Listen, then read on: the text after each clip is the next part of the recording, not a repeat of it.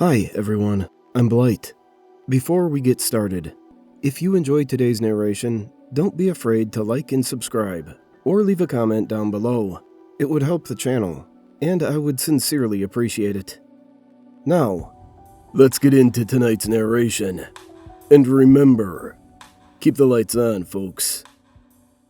Trees could move in a forest every night, and you probably wouldn't even notice. There are thousands of the things in even a small forest. You couldn't possibly know the position of every one. Sure, if your go-to spot had moved, you might be suspicious. But even then, if you don't go often, you'd probably just think you misremembered. Forests have few exact landmarks. It's the same all around. You'd be forgiven for not noticing the change, for not noticing that the trees are alive.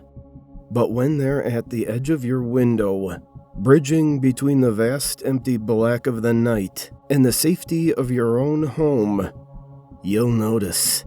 When the outside world can tap upon your glass, you notice those things. A child cries. "I think I heard a noise at the window." The mother consoles. "It's just a branch in the breeze, honey. Go back to sleep." You hear that and feel relief from the explanation. I hear that and feel fear. What could be worse than a tree at the window?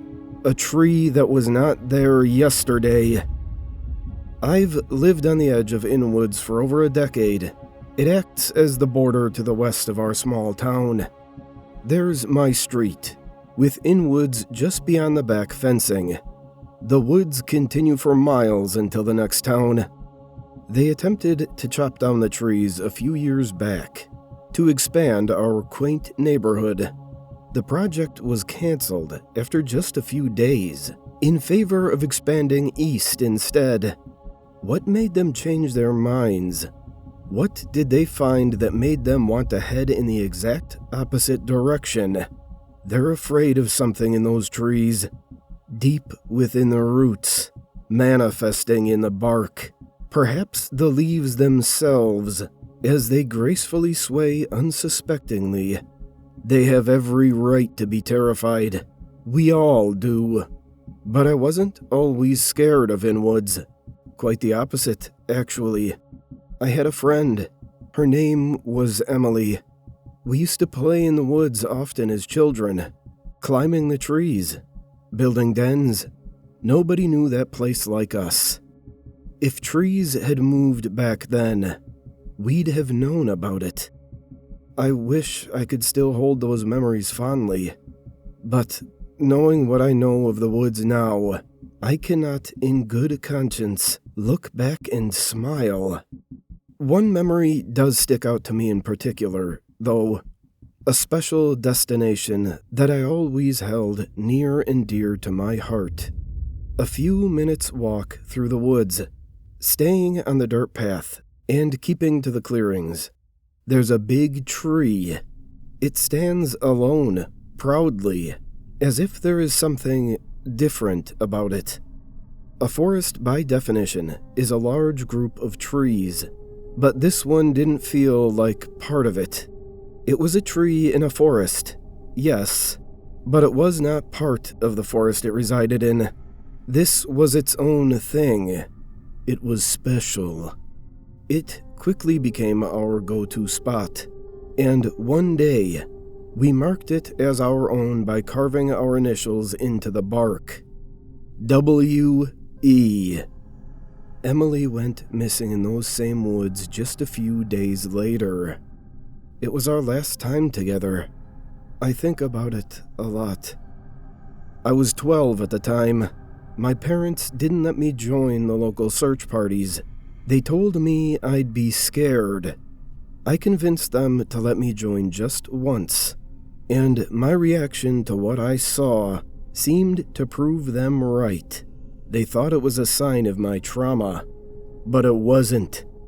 It was the cause. The big tree was gone. Where our initials once etched into a monument of nature itself was now nothing. Emptiness. Of course, nobody knew the woods like me and Emily. Trees don't move, everyone told me. You're scared. It's okay. We all are. But trees don't move. It only took me 14 years to prove them wrong. The woods began their creeping a little over a month ago. I was getting ready for bed. Yet, as my glance fell over the window, I noticed a tree over the fence. One that was not there before. The first tree to take a midnight walk. At least, the first I had noticed in over a decade.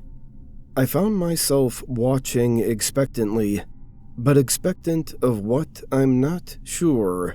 I thought maybe I could catch it moving, morphing in the moonlit nighttime air. But it just stood there, staring back at me. Make no mistake, this tree was staring. No eyes to see, but staring all the same. It felt like it wasn't a part of the forest. A tree in a forest that it does not belong to is a curious thought to some, but a feeling I'm used to. Every night, when I went to bed, I would look out the window. More and more trees from the forest seemed to inch closer to my property. Each time, they stopped feeling like a part of the woods. Their membership to that club ends the moment they begin to move. They are their own collective once they do. I didn't tell anyone. I wasn't sure what to say. People thought I was crazy for implying that trees move as a child. Imagine what they'd think if I said it now. But a fact not spoken is a fact all the same. There is a horrifying thing one learns about forests when they begin to shift. They make noise. I wish I could say that it was simply a rustling or creaking as they reroute to their new location. That would almost be peaceful. They make noises that get burnt into your brain. They screech. They roar. They groan in pain. Their loud whispers whimper through the air every night, reminding us that they are on the move. Their mournful lullaby does everything but help me sleep. They distill a fear in me that I haven't truly felt for 14 years. I knew this was connected to Emily's disappearance all that time ago.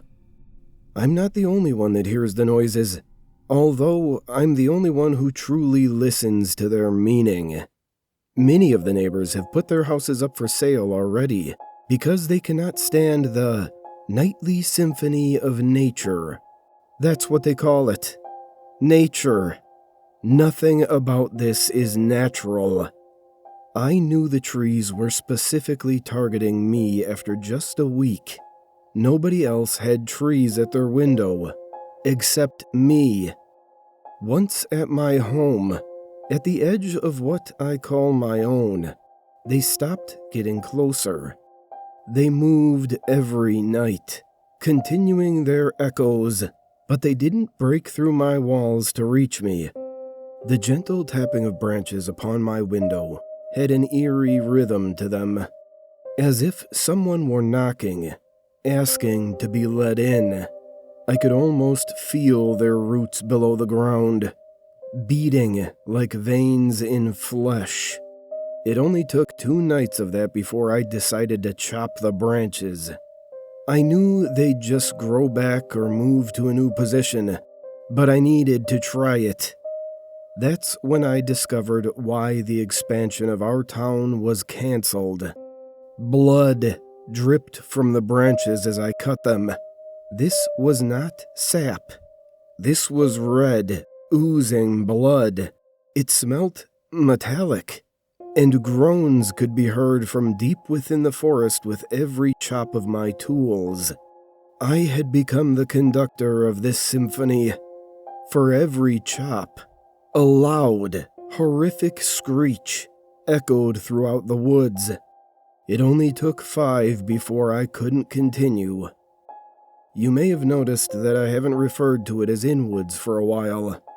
That's because, as far as I'm concerned, there is no longer an Inwoods. There isn't a single tree that has remained in its spot. They have all chosen to disconnect themselves from Inwoods by moving inwards, towards our town and my life. I'd considered selling with my neighbors, but despite all the new questions I had, this was the closest I had ever come to answering Emily's disappearance. Last week, I had a dream. I hadn't dreamt in a while, or even slept much for that matter. I dreamt of Emily, now an adult, playing among the trees. We had gone into the woods together to remind ourselves of our childhood. "Isn't this fun?" Emily spoke with an unclear voice in this dream, almost groans, but I could still understand her. "This is," I said, vaguely aware of the real world, acutely knowing that I was sleeping. "I just wish you could really be here." "Perhaps I never left. Perhaps I've been trying to find my way back to you." We stared at each other before she spoke again. "Perhaps you can join me." I jolted awake to the sound of the tapping at my window and the distant choir of the forest. Yet, something about this tapping felt different, almost more excited than usual. It scraped along my window after each one, as if to no longer ask to come in, but instead to invite me outside. I peeked through the window. Many of the trees had moved away from my home. Only one was right outside. I was still tired, and my vision felt crooked, but I could clearly make out the letters engraved into the bark. W-E. For a second, I felt calm. I felt the fear of the past 14 years drift away. "Emily?" I spoke aloud. The forest responded with whispers that felt more gentle this time. I made my way downstairs and out the back of the house. I walked right up to the big tree and placed my hand over the initials. For just a moment, there was peace. The groans stopped, as did the tapping of the window. I felt a pressure tightening in my hand at the surface of my palm and fingertips. A creaking sound came not from the forest, but from this very spot on the big tree. It was growing around my hand. It wanted me to join it. It wanted me to become part of the woods. My veins tangling with the roots. My thoughts tangling with the leaves. I pulled away, bits of skin tearing from the outer layers of my hand. The pain I felt was shared. The creaking returned from the forest, louder than I had ever heard it. The forest is not Emily. Emily would not put me in a position like that. She wouldn't ask me to give up my life to become something I'm not. I believe the woods have tangled with Emily's memories. That which she was fond of is now what the trees are fond of. Pieces of her mind scattered across Inwoods the day she vanished, but her soul is not there. A collective network of trees have been given the gift of thought. And it's terrifying.